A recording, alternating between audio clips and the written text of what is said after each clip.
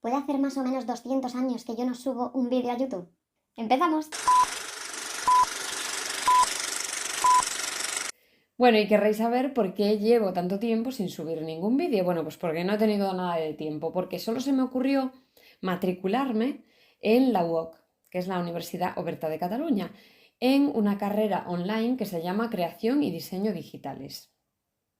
O Diseño y Creación Digitales. Bueno, os voy a poner ahí abajo cómo se llama en realidad porque no me acuerdo. El caso es que cogí 3 asignaturas que son taller de dibujo, taller de color y fundamentos del diseño gráfico. Entonces hoy os quería enseñar varios trabajos que tengo por aquí de los que hice para la asignatura de taller de dibujo, que creo que es la que más os va a interesar, aunque la de taller de color la verdad es que también es bastante interesante e hice bastantes trabajos para esa asignatura. Lo que pasa es que muchos son digitales, entonces yo creo que a lo mejor tiene menos interés. Pero os voy a enseñar todos los trabajos físicos que tengo aquí de taller de dibujo. Así que allá vamos.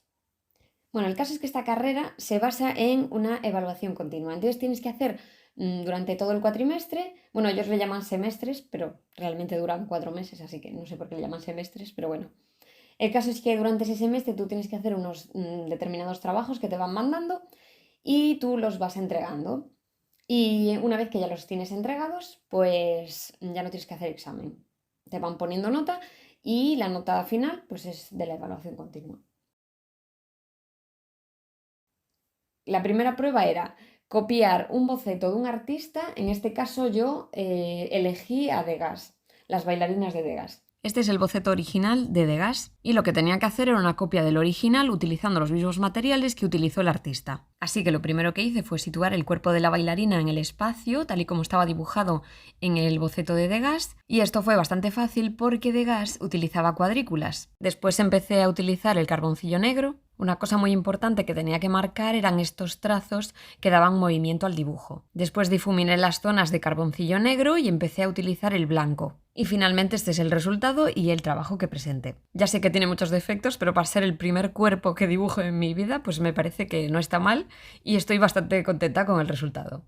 La siguiente prueba, bueno, esto es dentro de la primera prueba todavía. Lo siguiente, había que hacer un paisaje urbano, tenías tú que elegir un paisaje urbano y hacerlo con línea y con mancha. Es decir, uno de los dibujos lo tenías que hacer con un lápiz duro o HB, que no te dejan marcar mucho las sombras y todo eso. Así que, bueno, en fin, fue un poco difícil. Y además tenías que ir al sitio y dibujar en la calle.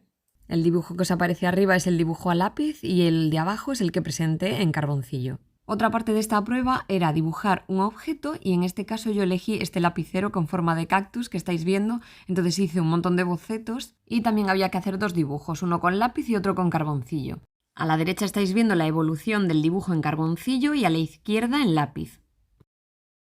En esta segunda prueba había una parte optativa del lettering. Teníamos que hacer 4 o 5 bocetos inspirados en la palabra límite. En este caso hice las letras con lápiz y unas sombras y simplemente en vez de la M puse un símbolo de infinito. En el siguiente caso puse 2 barreras arriba y abajo de las letras para que se vea un efecto como que no pueden crecer. Es un boceto muy simple, que tampoco había que hacer nada más complicado, así que hice así. En este caso hice las letras como edificios, porque los edificios, bueno, pues como no tienen límite en altura, pues también tiene que ver con esta palabra, ¿no?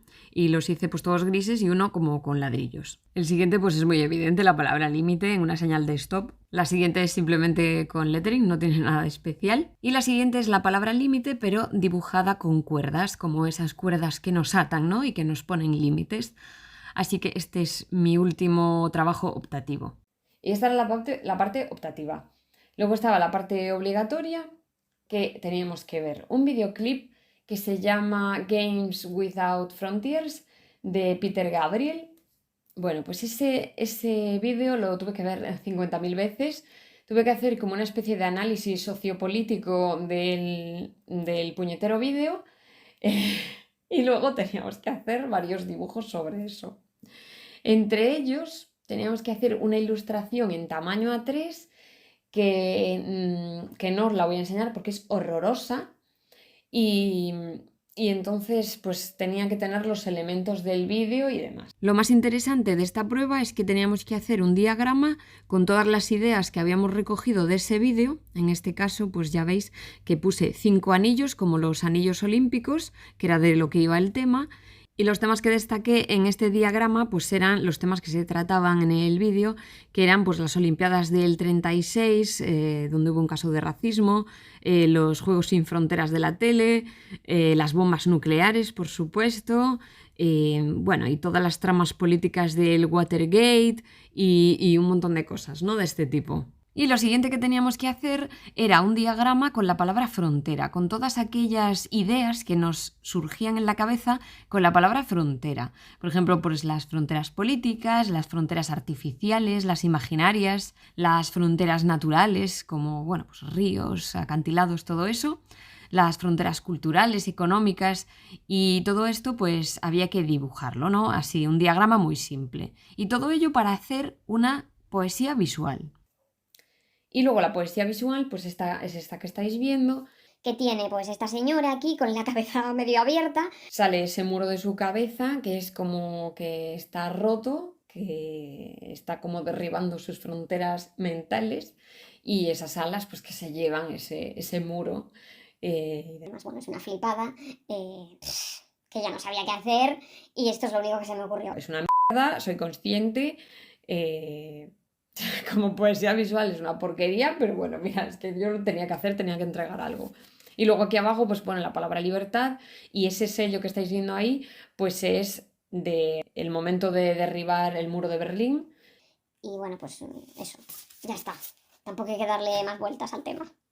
Para la parte durativa de esta tercera prueba había que hacer 2 dibujos con mancha y 2 dibujos con línea.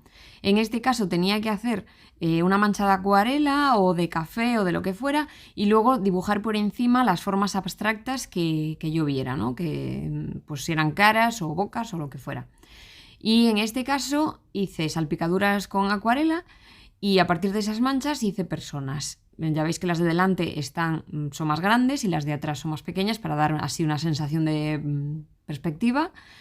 Y bueno, pues esto era lo que había que hacer. Y después venía el dibujo con línea. Para este dibujo teníamos que hacer unas líneas al azar, que eran estas marrones, que son curvas, y a partir de esas de ahí, y a partir de esas líneas tenía que hacer cuerpos en movimiento. Entonces yo en este caso hice bailarinas en distintas posiciones de ballet, y bueno, pues serán simplemente bocetos, y luego me imagino que me servirán para hacer unas stickers de ballet que tengo pensadas ahí en la cabeza. Y para la parte obligatoria de esta práctica, que era de perspectiva, pues hice ahí como una maqueta cutre para saber dónde iba mi escritorio y cómo sería en la planta, en el alzado y en el perfil, porque yo no me aclaraba mucho, que nunca había hecho nada de esto.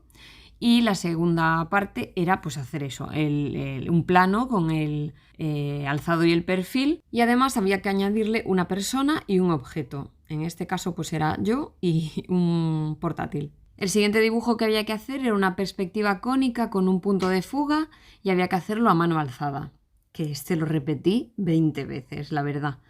Pero yo creo que, bueno, al final al menos quedó algo decente. No era muy complicado porque no había muchas estructuras, pero bueno, veis, el punto de fuga sale desde ahí, desde el medio de la pared, y va por aquí, desde aquí. Y el siguiente ejercicio era una perspectiva cónica de 2 puntos de fuga, que es esta de aquí. Este lo hice en tamaño más pequeñito, en A4, y aquí está un punto de fuga, aquí está el otro, y bueno, pues ya veis, ahí está pues el mismo escritorio, la puerta, las estanterías, la persona y el ordenador, que era lo que tenía que dibujar, y aparte pues le hice esas sombras debajo del escritorio pues para que pareciera un poquito más en relieve. Y para dibujar a la persona pues tuve que practicar un poquito así, haciendo manos, haciendo objetos. Aquí tengo las manos, por ejemplo. Por aquí está el ordenador en perspectiva. Y por aquí estoy yo, que más o menos tenía que dibujarme así de lado.